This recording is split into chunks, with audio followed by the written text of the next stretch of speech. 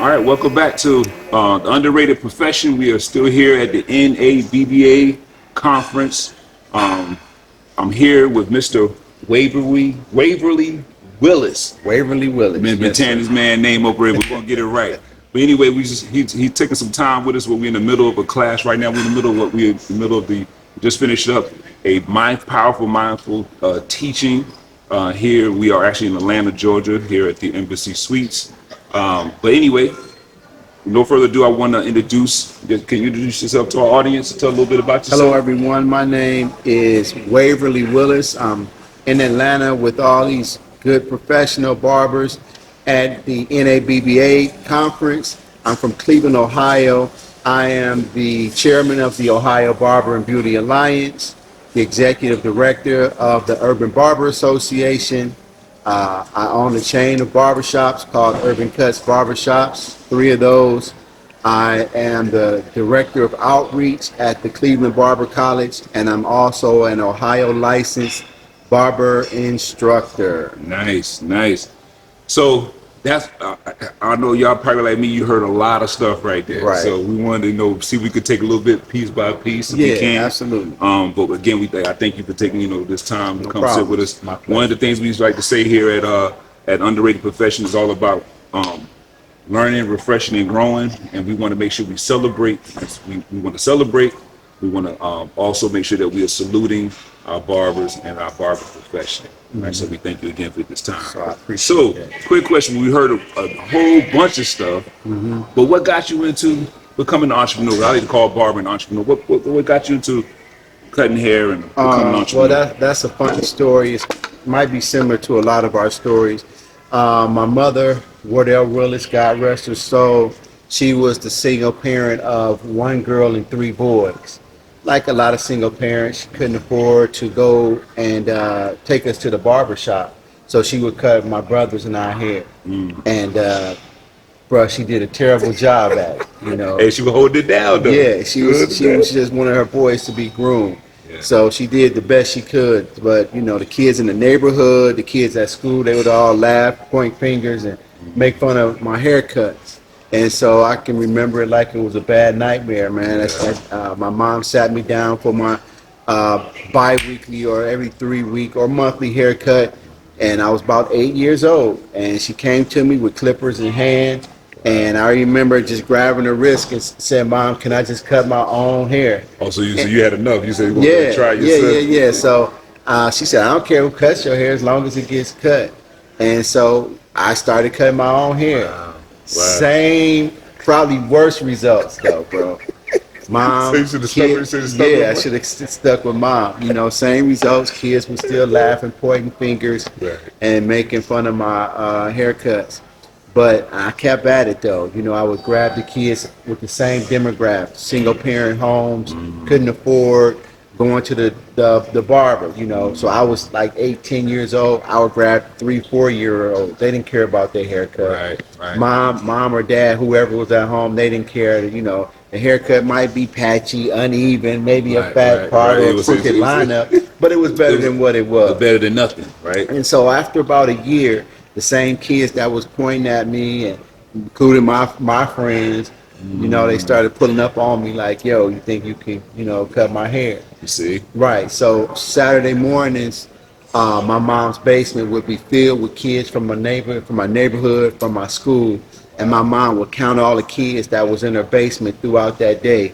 I was charging $2 a haircut then. Wow. And my mom was charging me $1 per person. Oh, so mom was getting a little bit of that too. Because at the end of the day, they was her clippers. True. You know what I'm saying? It was her electricity. That's right. It was her venue. That's right. Everything belonged to her. I just had the talent and the client, so it was a partnership. Yeah. So I was getting charged booth rental and early.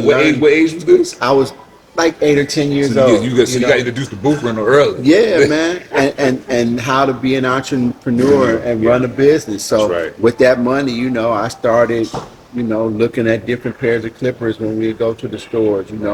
I would buy the cheap ones and learn that I can't use these for volume. So I learned at an early age about business, entrepreneurialism, and I'm grateful for it to this day. Yeah, that's awesome, man. That's a prompt for those who's listening, students, apprentices, or even seasoned barbers. That's a great story. That's a great example of still persevering, as they say. Ain't the right word? Persevering. Yeah, persevering. Perseverance is the word, right? That you stuck with it. You didn't let the naysayers throw you up and then turn around. They paying you. Yeah, exactly. Jokes there that they wind up paying. Exactly, man.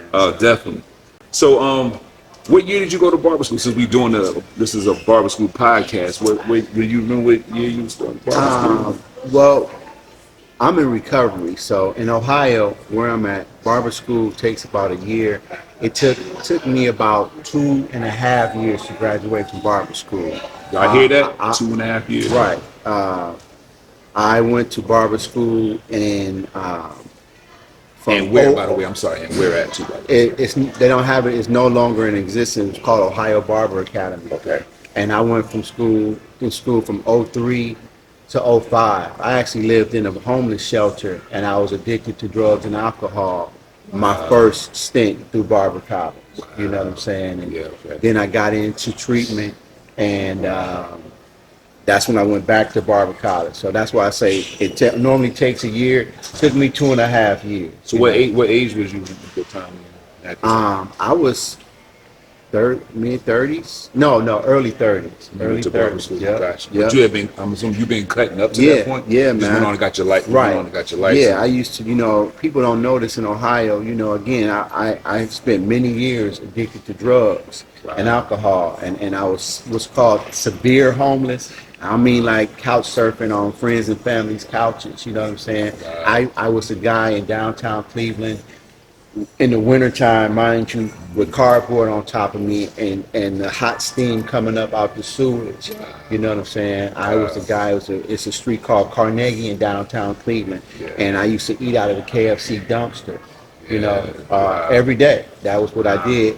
And so, as far as cutting hair, I was probably the most well-groomed dope fiend that anybody wanted to see. I know that's right. And that's how I would that's some of the way I would make my money to feed my habit. When somebody would walk past and say, you got a real nice beard, I was just like, again, I would keep my beard really groomed. Yeah. And so Cleveland used to have some bus stops that had outlets in them. So I would be cutting hair at bus stops, like the Greyhound station. Some of the other homeless folks, or just yourself? No, just people that was coming to the bus stop to go to work in the morning. Like, yo, your beard is nice. Let me hit you up. So you cutting it right there on the spot? Right on the spot. Wow. Yeah, because I'm chasing my habit. So if I can make $5 or $10, if I can make $10, I would spend $5 on a bump of crack and the other $5 on a pint of rolls. And that's how I spent my day. Yeah. So this is so inspirational right now. I mean, I knew we were going to sit down and get some jewels and talk about it, but this is, I mean, first of all, thank you for you persevering. Thank you for you having, the strength and to be able to still persevere through that challenge, man. That is what's up. But go ahead, continue. And so, I kind of stumbled into barber college, man. It was all divinely laid out for me. Nice. My first sponsor, I met the first stint of my barber college when I was still addicted. I used to sleep down the street at the bus stop from the college that I was in. So the students that can't come to school on time. Yeah. I'm sorry, I don't want to change the mood. I'm just saying. It's no excuse. Lesson here. It's no excuse. No excuse. I'm fighting an addiction. I didn't have a place to live. And my first sponsor, again, his name was Odie Burton, God rest his soul. He got me into a treatment center. And after I got in, he was transitioning out. And then he OD'd. He relapsed and OD'd. I was the last person that he got into treatment.